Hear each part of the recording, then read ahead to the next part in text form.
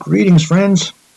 Section 3.5, more about parallel lines and angles and all those proofs, and we're just going to keep going riding this horse as long as we can, okay? Use parallel lines, our objective. Use parallel lines to prove a theorem about triangles, and then find the measures of angles of triangles. So, again, more stuff you've probably seen before. We're going to come at it from a little bit different angle, and hopefully you'll enjoy this section. So, big question. We're going to use the parallel postulate to lead us to the triangle sum theorem. And then we're going to talk about the relationship between exterior angles on a triangle and the interior angles opposite, also known as the remote interior angles. So our vocab, auxiliary line, which actually we covered yesterday, but we're going to use another one today. And then we're going to talk about exterior angles of polygons, and then the remote interior angles of a triangle. All right. And we're going to be looking at resources, Pearson Text, section 3.5. So here we go. Our theorem basically, again, we've had it, or we've been using it. I'm sure you've had it in middle school and before, but some of you have it are already known. Basically, any triangle, the three angles together all add up to 180 degrees. That is known in geometry as the triangle angle sum theorem. Okay? Hope you guys got that one down. But let's, of course, now go back and prove it, because we have to do that because we're in geometry, right? Can't just take it at face value, even though we've been using it for 100 years. Now we got to go back and prove it. All right, let me show you this triangle ABC, and we call it triangle ABC. That's its name. But we can use this abbreviation with a little triangle symbol, and then designated by the points of the three vertices. Okay, so that is another way to write triangle ABC.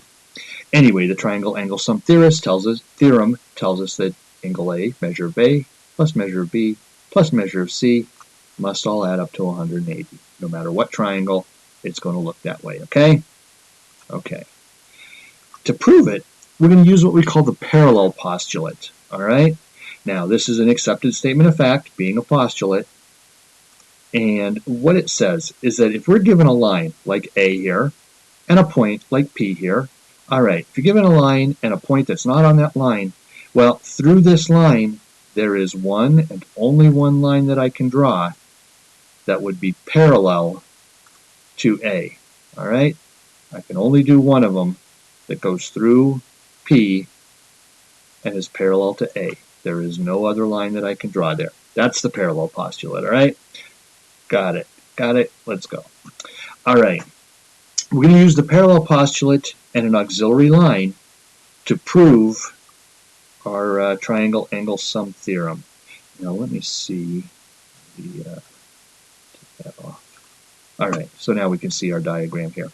All right, so here's our auxiliary line. In this case, it's going to be PR. Here's triangle ABC. Okay, if you'd like to take a crack at proving this on your own, pause it and give it a little brain work, and then we're going to go right into it here, okay? So here's how we're going to do it. We made this line PB and R intentionally so that it's parallel to AC. We can do that. We can define a line and construct one so that it's going to be parallel to AC. And it doesn't change the fact that this proof is going to hold true for any triangle, because we can do that for any triangle, right? We can make an auxiliary line parallel to one base. And here's how the proof goes. All right. We're going to say that we're going to draw PR through B and parallel to AC using the parallel postulate. So we constructed the red line using the parallel postulate. There's only one line that can go through point B that is parallel through to segment AC. All right. Now let's follow along. Let me grab green here. All right. Measure of PBC. That didn't do what I wanted it to do. Measure of PBC. Try again. That angle right here. Okay? Plus this one must make a linear pair that creates PBR, right? In other words, go with purple, these three angles add up to form a straight line and therefore they must add up to 180. All right? So that's what I'm saying right here. So now, the measure of angle PBC, by the way, is the sum of angles 1 and 2. That's by the angle addition postulate. Therefore, 1 plus 2 plus 3 add up to 180 when we substitute this in place of that. So there's a substitution step. All right. Knowing that 1 plus 2 plus 3 has to be 180, we can now look at the couple of other interesting things here. Let me clear off all those annotations. Okay, so 1 plus 2 plus 3 equals 180. Not a big deal there. But look at this. Look at what we got going on here. Green. Parallel lines cut by a transversal. Look what we have. Angle A right here and angle 1 have to be congruent because they are alternate interior angles. So see how we use it there? Also look, same two parallel lines, right there. But when we cut them with this transversal, look what happens with angle C.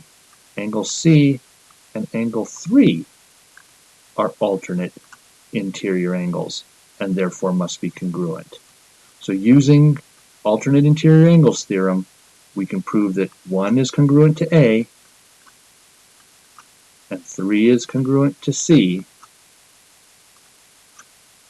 which means we can substitute A right there and C right there, coming up with the final equation that looks like this.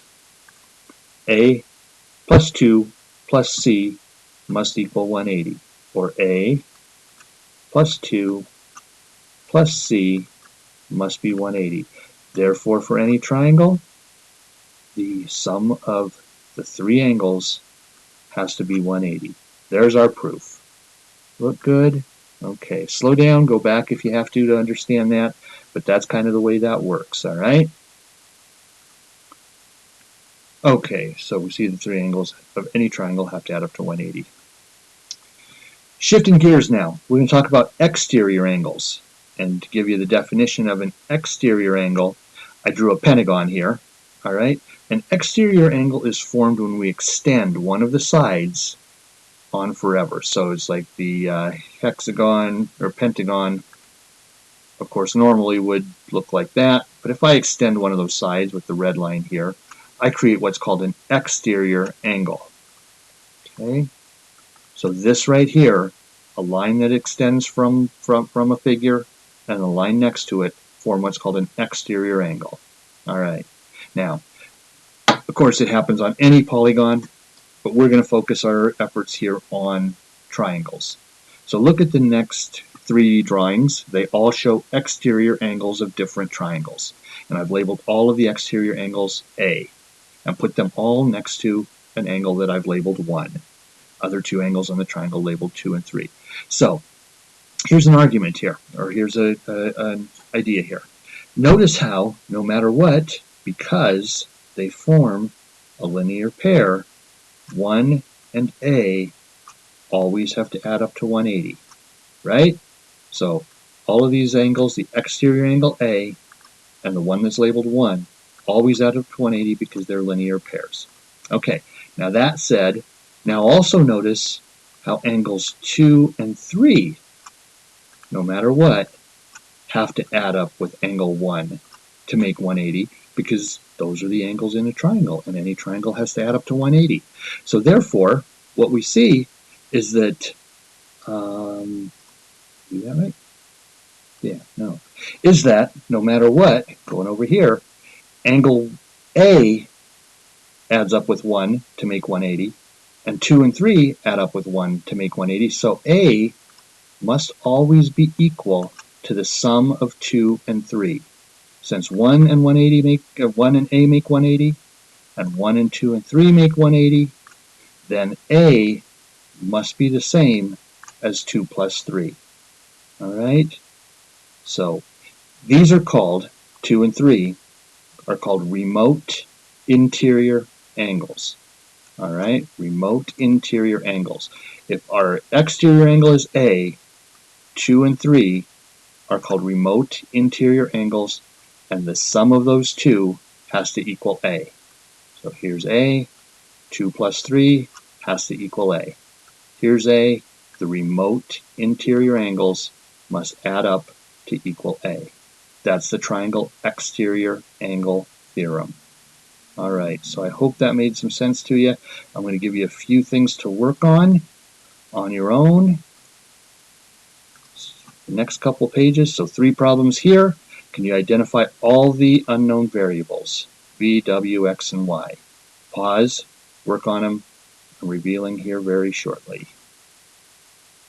Okay, for this problem, here we go. So hope you're done. V must add up with 127 and 41 to give me 180, or V must be 12. This one, a little more complicated. The red lines look like it tell us that those are congruent.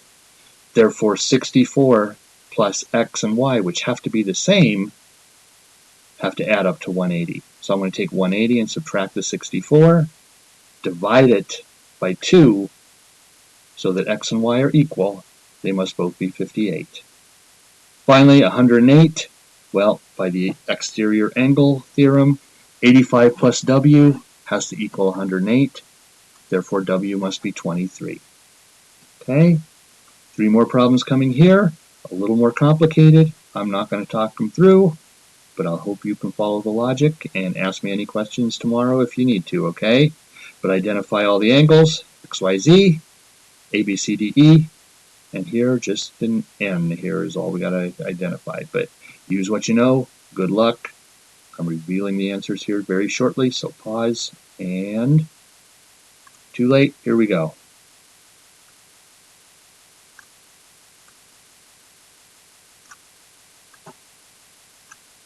Okay. Any questions? Again, work them out on your own if you can, and ask me about them if you can't. I hope that works for you. We'll be working on this stuff tomorrow. That's the end of it, and have a good night.